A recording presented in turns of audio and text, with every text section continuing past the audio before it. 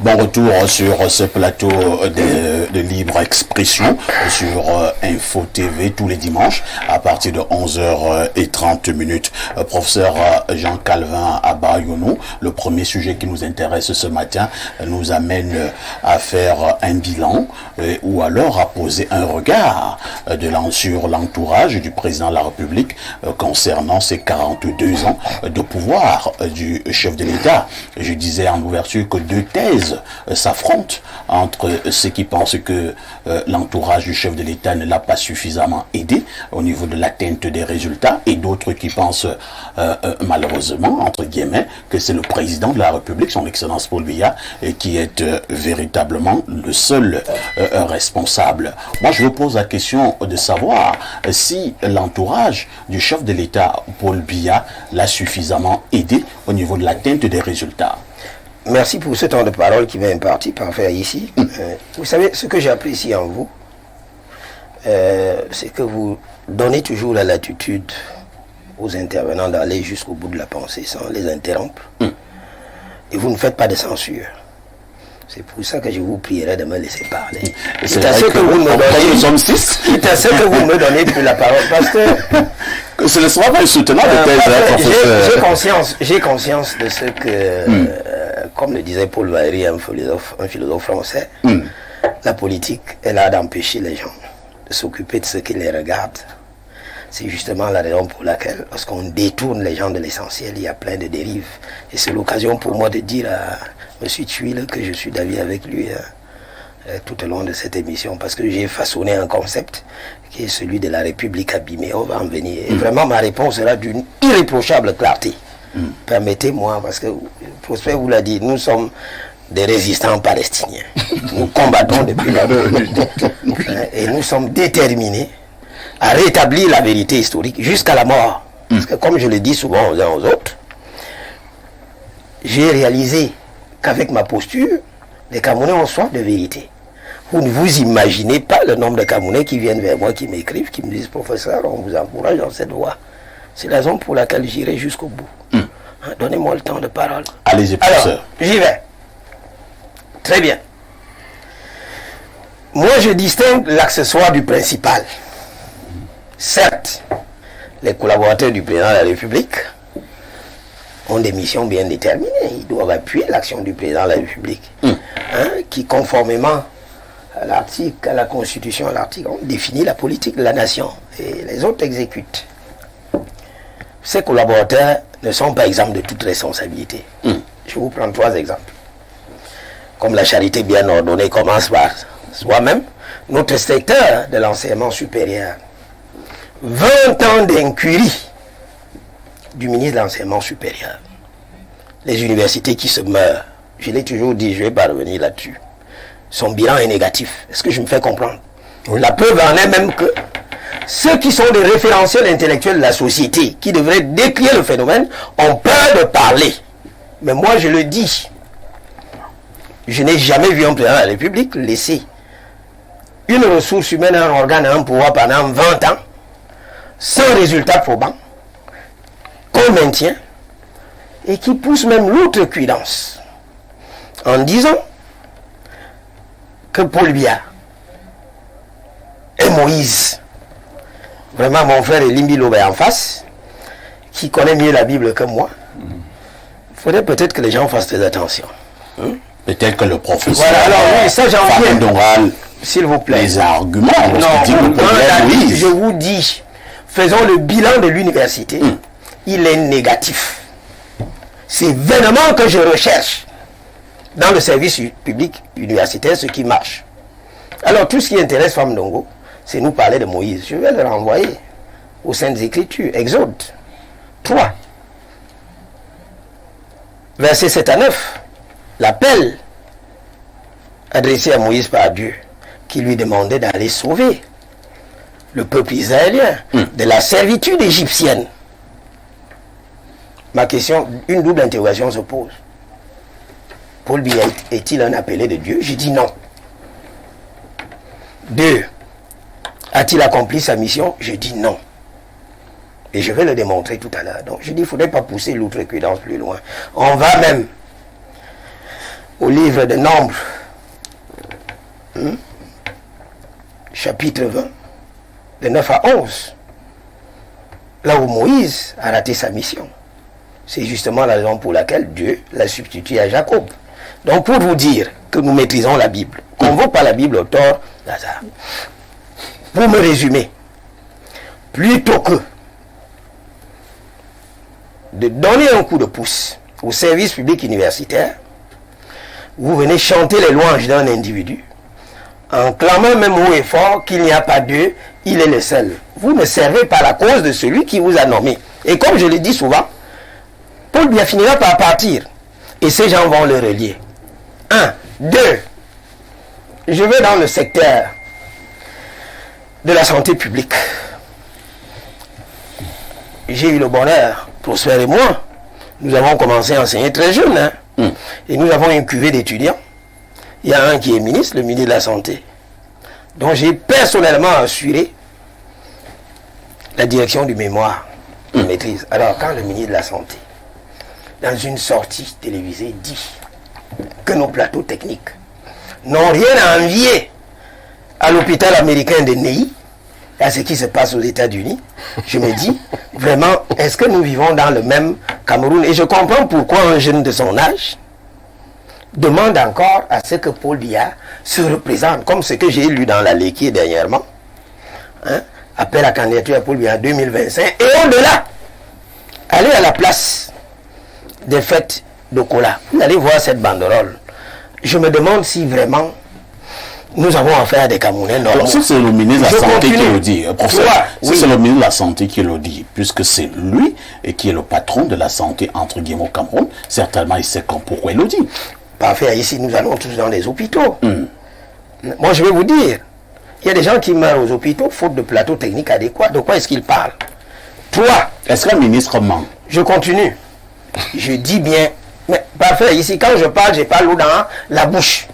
Je dis que ces ministres ont une énorme responsabilité historique. Parce que le moment venu, la reddition des comptes, que les gens ne pensent pas que ça va s'arrêter là. Je l'ai toujours dit sur les plateaux de télévision. Le moment venu, les gens vont rendre des comptes. On est momentanément fort. Parce que ceux qui sont momentanément faibles, avec la théorie de la circulation des élites, vont émerger et vont demander des comptes. Je prends un troisième exemple. Avant de crever directement l'abcès. Je suis un agriculteur de cacao. Puisque je suis du sud, j'ai des hectares et des hectares, des dizaines.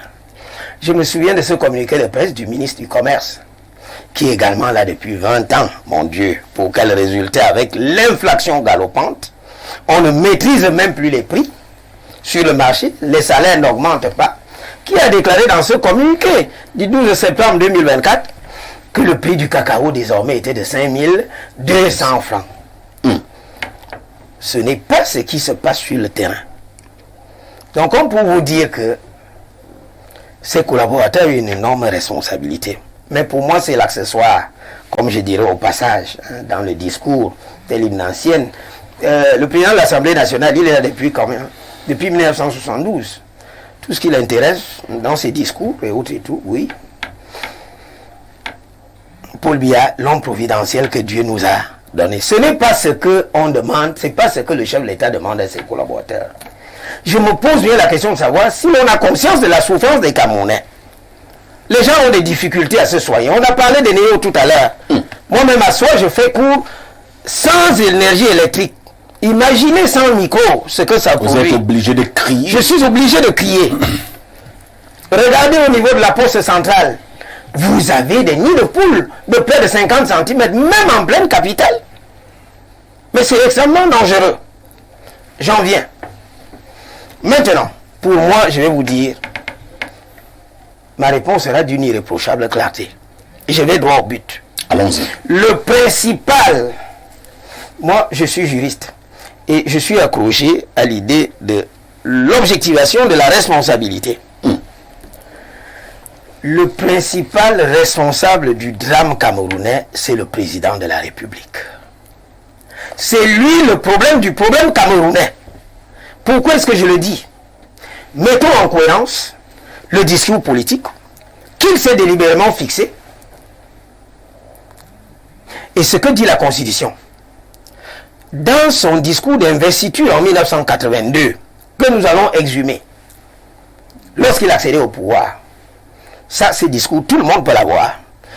Dans une première partie, il a passé tout son temps à magnifier Le président Ahidjo. le président Ahidjo et tout ce qu'il a laissé. Il faudrait que qu'on prenne les Camerounais à tête. Vous avez encore quand même des gens qui sont intelligents dans ce pays. Et après avoir magnifié le discours du président Ahidjo, voilà ce qu'il dit in extenso. Voilà ce qu'il dit in extenso. Je cite. J'entends alors m'acquitter de ce devoir sacré que m'impose la Constitution, à savoir veiller à son respect. Mon illustre prédécesseur n'a jamais failli à ce devoir. Je n'y faillirai Point. Nous sommes des historiens du droit. C'est Paul Biya même qui le dit. Personne ne l'avait arrêté.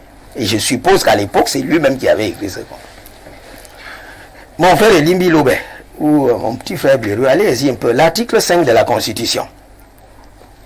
L'article 5 de la Constitution décline déjà le travail auquel est astreint le président de la République, à l'alinéa premier.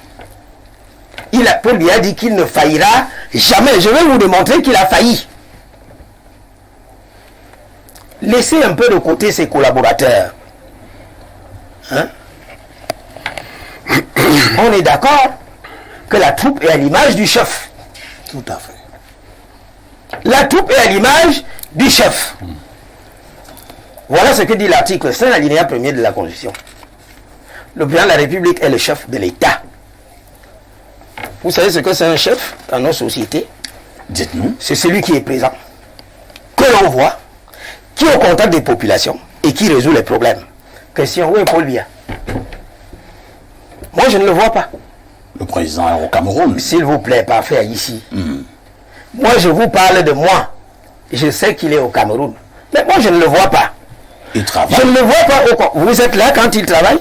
Vous le voyez? Ça se ressent. Vous voyez un peu partout, s'il vous plaît. Ça, c'est ce qu'on appelle, les anglo-saxons appellent les outputs. C'est-à-dire le résultat final. Savez-vous ce qui se passe avant? Le président de la République, je ne le vois pas. Il n'est pas au contact des populations. La souffrance est au quotidien. On ne le voit pas au four et au moulin. Mais le chef, il est où? Un chef n'est pas évanescent. Un chef est là présent. Nous voyons comment il résout les problèmes. Allons-y à la ligne 2. Il veille au respect de la Constitution. Je vais vous démontrer par deux moyens que le président de la République est le premier fossoyeur de la Constitution. Déjà de un, il s'attribue le travail du Parlement. De deux, il n'a aucun respect pour les décisions de justice suprême. Vous avez quelques... Je vais en venir. Un, il fait le travail du Parlement. Ouais. Voilà ce que dit l'article 26 de la Constitution. C'est le Parlement qui est chargé de dicter la loi. Est-ce que je me fais comprendre? C'est le Parlement qui est chargé de dicter la loi. Mais vous savez ce qui se passe? Je vais vous dire, en jetant un pavé dans la mare, au Cameroun, nous n'avons pas de loi. Prenez nos textes. Après l'achèvement du travail parlementaire, ces textes sont signés par le président de la République. Mais la signature permet d'identifier l'auteur de l'acte. En signant ce qu'on appelle la loi, mais soyons sérieux. Ça veut dire que même le code de procédure pénale, le code pénal, qui sert à mettre les gens en prison, c'est sur la base des textes juridiquement inexistants. Vous savez, dans les pays normaux, ce qui se passe. L'article 27 de notre Constitution a fixé le mécanisme. Les matières autres que celles qui relèvent du domaine de la loi ressortissent au pouvoir réglementaire.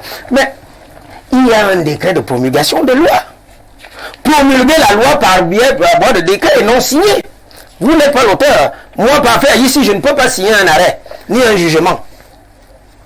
C'est pas possible. Je ne peux pas signer une loi. Je ne suis pas parlementaire.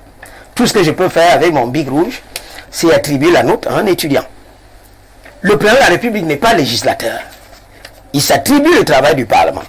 Il y a même pire. L'article 28 de la Constitution lui donne certes le pouvoir d'intervenir dans le domaine législatif par voie d'ordonnance. Vous savez ce qui se passe? Dites-nous. Il y a deux conditions. Cette intervention intervient, permettez la tautologie sur des objets bien déterminés et dans un temps limité. vous avez souvent observé que notre loi de finances est modifiée par ordonnance du président de la République. Alors même que le président de la République ne peut pas vous offrir la preuve de ce qu'il y a une loi d'habilitation. Trop de tricherie juridique. Allez, in fine, dans la loi de finances, vous verrez qu'il y a toujours un article, un loup dans la bergerie, qui permet au président de la République de faire. Non, c'est pas comme ça que ça se passe. Très bien. De deux, parfait ici. Oui, nous allons chuter. En 2002, le nouveau règlement de l'Assemblée nationale est adopté.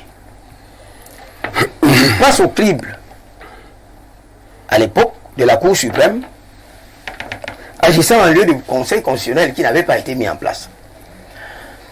La procédure de validation des mandats avait été déclarée non conforme à la Constitution. Est-ce que je me fais comprendre parfait ici? Elle avait été déclarée non conforme à la Constitution. Et l'article 50 alinéa 2 de la Constitution dispose que lorsqu'une loi est déclarée non conforme à la Constitution, elle ne peut faire l'objet ni de promulgation, encore moins d'application. Mais je vous assure que Paul Biya a promulgué cette loi, alors même qu'elle avait été invalidée par la Constitution. Comme pour dire quoi?